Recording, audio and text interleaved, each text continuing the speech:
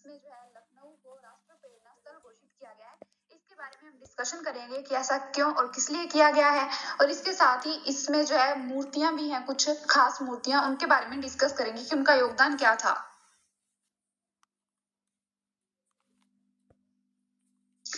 तो इसके अंदर पीएम इनोग्रेट्स राष्ट्रीय प्रेरणा स्थल इन लखनऊ, राष्ट्रीय प्रेरणा स्थल इन लखनऊ, इसके बारे में हमने डिस्कशन करना है।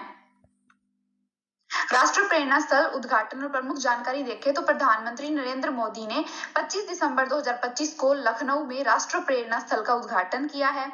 यह स्थल 65 एकड़ क्षेत्र में फैला हुआ है और गोमती नदी के पास हारदोई रोड पर स्थित है।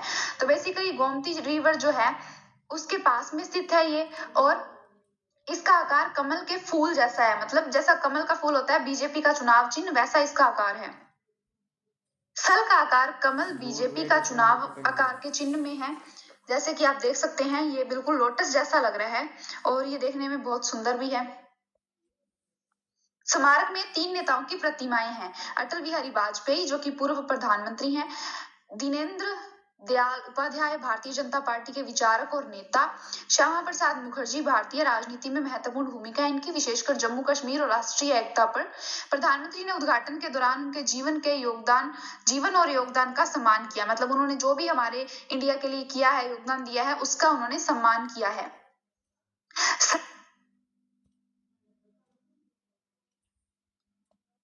स्थल का उद्देश्य क्या है? यह स्मारक राष्ट्र निर्माण, आत्मसम्मान, एकता और सेवा भावना को प्रेरित करता है। युवाओं और आम जनता को नेतृत्व और आदर्श और अच्छे शासन, गुड गवर्नेंस के मूल्य को सिखाना इसका उद्देश्य है। प्रधानमंत्री का संदेश क्या रहा? उद्घाटन के दौरान प्रधानमंत्री मोदी ने इसे राष्ट्रीय प्रेरणा स्थल करार दिया। वाजपेयी जी के 101वें जन्मदिवस के अवसर पर इसे समर्पित किया गया है। स्थल के माध्यम से अच्छे शासन और नेतृत्व की भावना को बढ़ावा मिलता है। स्मारक का निर्माण पहले कचरे से भरे हुए 30 एकड़ भूमि को साफ करके किया गया। तो इससे एक और अच्छा हमें मोटिवेशन ये मिलता है कि पहले ये जगह कचरे से भरी हुई थी, लेकिन अब इसको साफ करके इसको प्रेरणा स्थल बनाया गया है। तो ऑब्वियसली एक प्रेरणा बन चुकी है, क्योंकि इतना गार्बेज हटा के उस भूमि को साफ करके बनाया गया है। तो नेचुरली एक प्रेरणा का स्रोत बन जाता है कि उससे स्वच्छता भी आई है और एक हमें स्थल भी डेडिकेट किया गया है। इसको उधर रख लेते हैं।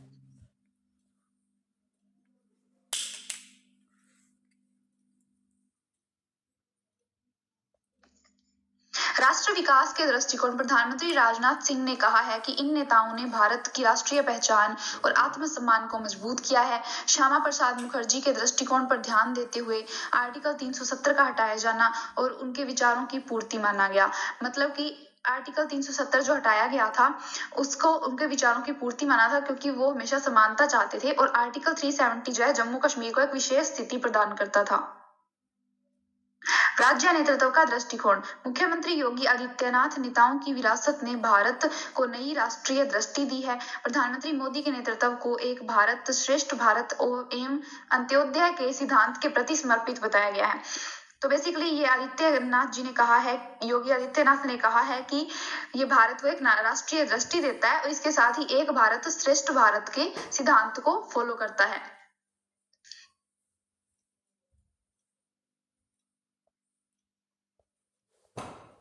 सांस्कृतिक और राजनीतिक महत्व, बीजेपी की आदर्श वंशावली और विचारधारा को जनसाधारण में प्रस्तुत करने का माध्यम है ये। तो इसका राजनीतिक महत्व ये है कि इसकी वजह से जो है बीजेपी की वंशावली जो है वो प्रदर्शित होती है कि किन किन नेताओं ने शासन इससे पहले जो है रह चुके हैं पहले पद पे। इसके साथ ही राष्ट्रीय स्मारक होने के कारण इतिहास, राजनीति और राष्ट्रवाद के अध्ययन के लिए सार्वजनिक प्रेरणा, नीति निर्माण और शासन सुधार की प्रेरणा देने वाला ये स्थल है। तो बेसिकली प्रेरणा का स्थल है, इसलिए इसका नाम राष्ट्रीय प्रेरणा स्थल रखा गया है लखनऊ में, जो कि है। संविधान और शासन, आर्टिकल 370 का हटाना और राष्ट्रीय एकता, ये संविधान और शासन से रिलेटेड है। भारत राजनीति की बात करें तो बीजेपी की विचारधारा, जैसे कि उसका आकार, उसके शेप जो है कमल के फूल जैसी है, जो कि बीजेपी का चिन्ह है। सांस्कृतिक अध्ययन, स्मारक निर्माण और राष्ट्रीय पहचान, सार्वजनिक नीति, अच्छा शासन, भूमि पुनर्विकास और पर्यावरणीय सफाई का उदाहरण। इस तरीके से कई सारे टॉपिक से कनेक्ट होता है, जिसमें सबसे जो पॉजिटिव जो हमें लगता है वो है पर्यावरणीय सफाई का उदाहरण, क्योंकि इसे साफ, इतनी सारी भूमि को, कचरे को हटाकर साफ करके बनाया गया है। तो बेसिकली ये एक प्रेरणा का स्रोत है। जम्मू कश्मीर और आर्टिकल 370 1950 से 2019 तक संविधान का अस्थायी प्रावधान था जो जम्मू कश्मीर को विशेष स्वायत्तता प्रदान करता था।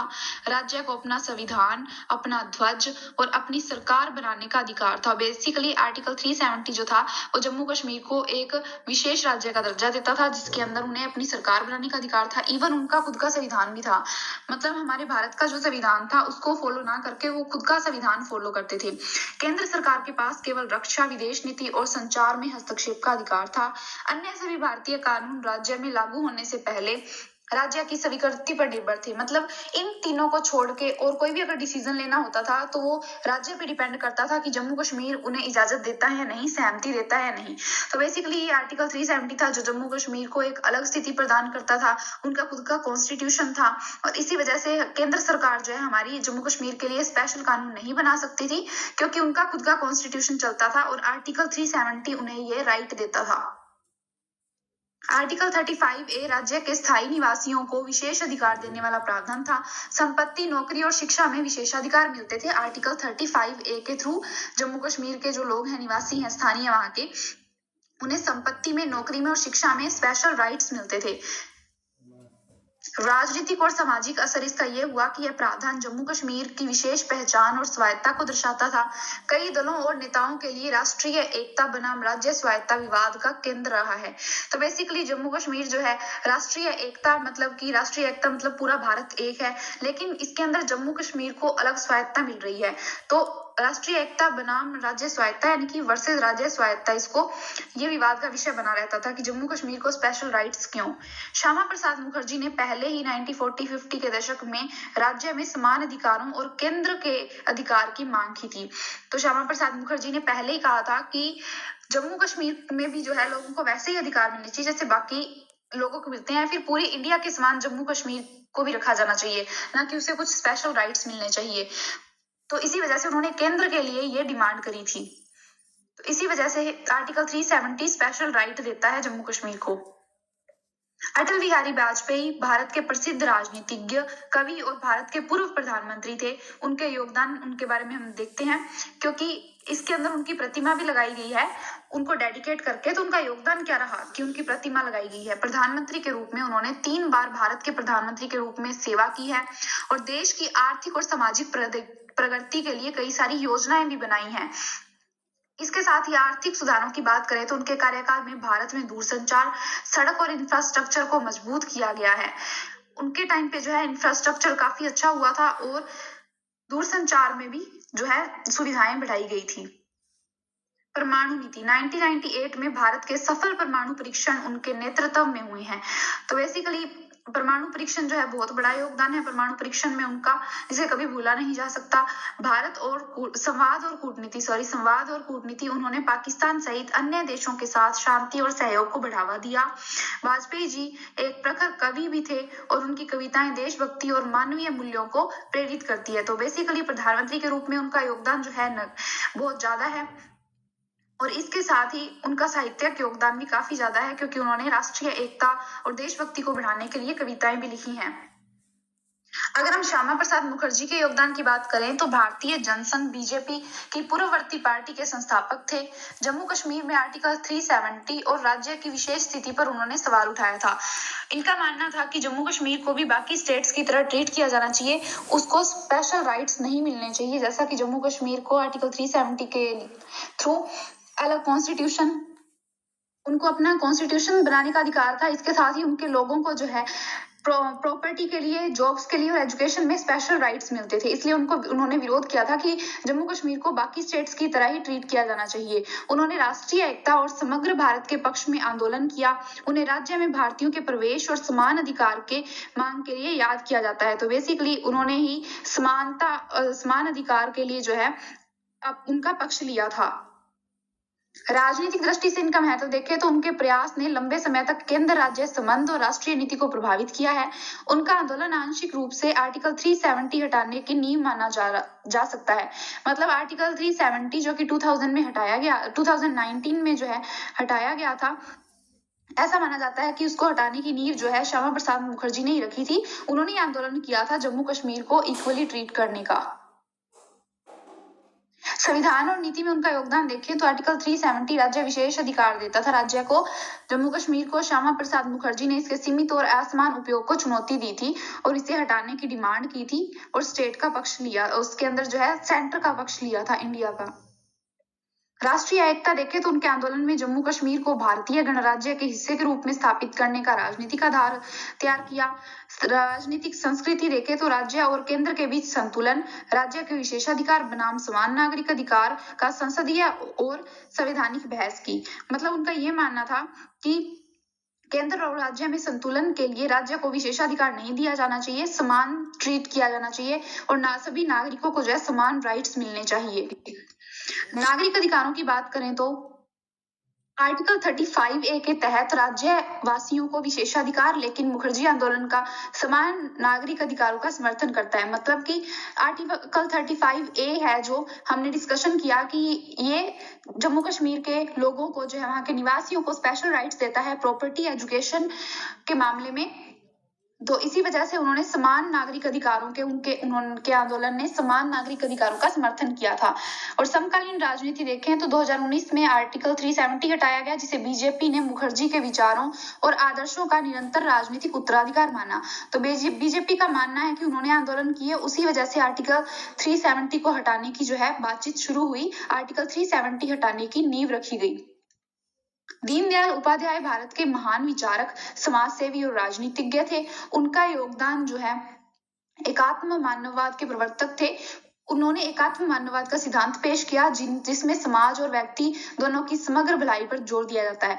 मतलब इसके अंदर जो है समाज की भलाई होनी चाहिए और लोगों की पर्सनल भी जो व्यक्ति की भलाई होनी चाहिए, इस पर जोर दिया गया। जनहितकारी सोच अगर देखें तो गरीबों, किसानों और समाज के पिछड़े वर्गों के कल्याण के लिए उन्होंने कई विचार और नीतियां सुझाई। राष्ट्रीय संगठन में भूमिका भारतीय जनता पार्टी और उनके पूर्ववर्ती संगठन के निर्माण और विस्तार में उनका महत्वपूर्ण योगदान रहा है। तो इस तरीके से जिनकी भी वहां पे मूर्तियां, प्रतिमाएं जो है लगाई गई हैं, प्रतिमा स्थापित करी गई है लखनऊ में राष्ट्रीय प्रेरणा स्थल में, उनका योगदान बहुत बड़ा है हमारे देश के लिए। तो उनके योगदान को उनको डेडिकेट करने के लिए ये प्रतिमाएं लगाई गई हैं। अगर हम इसका सारांश देखें तो आर्टिकल 370 जम्मू कश्मीर के लिए अस्थायी विशेष स्वायत्ता, श्यामा प्रसाद मुखर्जी भारतीय जनसंघ के स्थापक थे और राष्ट्रीय एकता के समर्थक थे। और इसके साथ ही राजनीतिक महत्व, केंद्र राज्य संबंध, राष्ट्रीय एकता और समान नागरिक अधिकार, संवैधानिक महत्व भी मिलता है इसमें, क्योंकि उन्होंने समान नागरिक अधिकारों का समर्थन किया था। और अटल बिहारी वाजपेयी जी के टाइम पे जो है 1998 में परमाणु परीक्षण हुआ था, जो कि बहुत सफल परमाणु परीक्षण था।